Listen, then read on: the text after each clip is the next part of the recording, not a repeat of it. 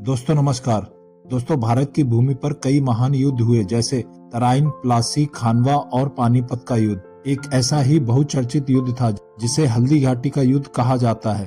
ये केवल राजस्थान ही नहीं बल्कि पूरे भारत के इतिहास का एक महत्वपूर्ण युद्ध था। महाराणा प्रताप ने अकबर की अधीनता कभी स्वीकार नहीं की, लेकिन राजस्थान के लगभग सभी राजाओं ने अकबर की अधीनता स्वीकार करी थी। महाराणा प्रताप एक पराक्रमी, साहसी और स्वाभिमानी राजा थे जिन्होंने कभी भी मेवाड़ का सर झुकने नहीं दिया। इस वजह से महाराणा प्रताप हमेशा से अकबर की आंख में खटकते थे। महाराणा प्रताप ने अपना जीवन मातृभूमि के लिए किस तरह न्यौछावर कर दिया, आइए जानते हैं। दोस्तों यह जानकारी आपको जरा भी अच्छी लगे तो चैनल को सब्सक्राइब और लाइक जरूर करें। दोस्तों हल्दी घाटी का युद्ध इतिहास का सबसे विध्वंस युद्ध माना जाता है। राजपूतों व मुगलों के बीच हल्दी घाटी में हुई जीत हार के बारे में जानने से पहले आपको जानना जरूरी है कि यह लड़ाई महाराणा प्रताप और अकबर के बीच लड़ी गई थी।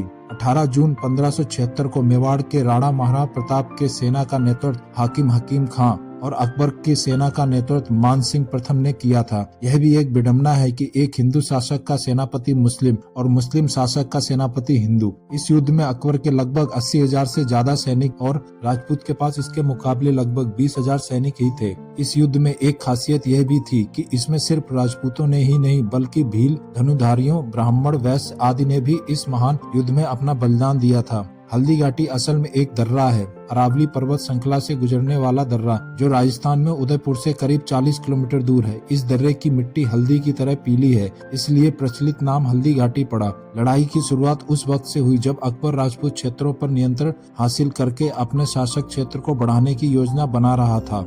महाराणा प्रताप जाति और धर्म से उठकर योग्यता को महत्व देते थे। इसमें इतिहासकार अल-बदायूं भी शामिल था। अल-बदायूं ने महाराणा प्रताप के शौर्य और पराक्रम की जमकर तारीफ की है। 18 जून 1576 को रोज की तरह महाराणा प्रताप अपने घोड़े चेतक का निरीक्षण कर रहे थे और मोमेला गांव में मान सिंह ने डेरा डाला था। लड़ाई में अकबर की सेना ज्यादा होते हुए भी राजपूतों के सेना के सामने मुगलों की हालत खस्ता हो गई थी। राजपूतों की सेना आखिरी समय तक डटी रही। महाराणा प्रताप ने घायल होने के बावजूद भी अकबर के सामने समर्पण नहीं किया था। मुगल सम्राट अकबर का राजपूत योद्धा महाराणा प्रताप को पकड़ने का सपना अधूरा ही रह गया था। महाराणा प्रताप की सेना ने गोरिल्ला पद्धति से युद्ध करके अकबर की सेना में भगदड़ मचा दी। अकबर की विशाल सेना लगभग 5 किलोमीटर पीछे हट गई, जहां खुले मैदान में महाराणा प्रताप और अकबर की सेना के बीच युद्ध चला था। इतिहासकारों के मुताबिक इस युद्ध में कम से कम 18,000 सैनिक का खून बहा था। महाभारत के बाद हल्दी घाटी का युद्ध सबसे विनाशकारी युद्ध माना जाता है। कहा जाता है कि इससे पहले अकबर ने महाराणा प्रताप को 6 बार अपने अधीन होने का निमंत्रण दिया था,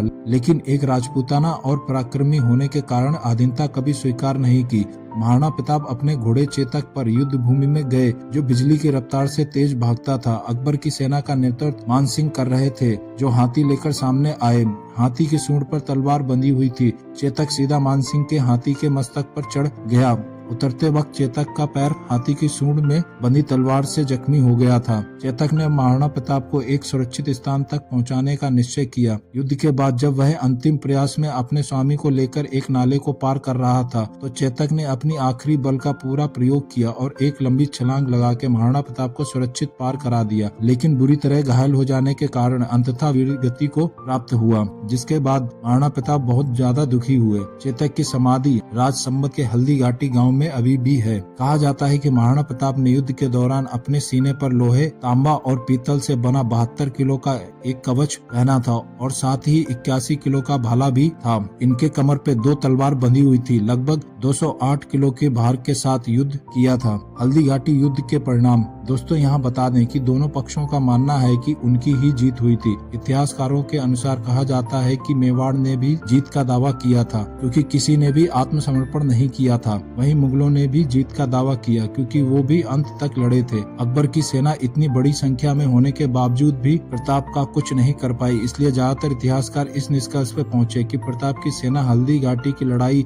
से कभी पीछे नहीं हटी, जिसका मतलब यह युद्ध प्रताप ने जीता था। इसके अलावा कई ऐसे इतिहासकार हैं जो दोनों पक्ष से अलग अलग तर्क रखते हैं। ऐसे में साफ तौर पर किसी की जीत बताना सही नहीं है। और हर पक्ष अपनी जीत का गुणगान करते हैं। दोस्तों, आपकी क्या राय है इस युद्ध के बारे में कमेंट बॉक्स में जरूर लिखें और साथ ही यह भी लिखें कि अगला वीडियो किस साम्राज्य के बारे में बनाएं। दोस्तों, आपको अगर यह जानकारी जरा भी अच्छी लगी हो तो चैनल को सब्सक्राइब जरूर करें। ऐसे ही किस्से और कहानी सुनने के लिए चैनल को सब्सक्राइब और लाइक करें। बहुत ही जल्द मिलते हैं अगले वीडियो में, तब तक के लिए धन्यवाद। भारत माता की जय।